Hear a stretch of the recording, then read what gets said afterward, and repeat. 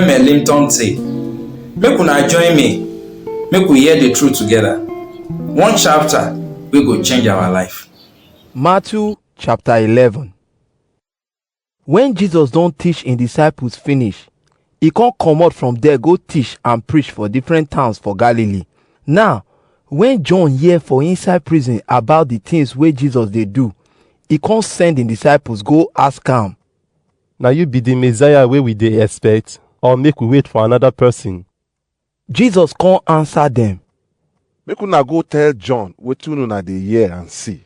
Blind people dey see, people wey no fit waka dey waka, God dey cure leper, deaf people dey hear, people wey don die dey wake up, and poor people dey hear the good news. God go bless the person wey no dey vex for me. As John disciples dey go, Jesus come tell the people about John.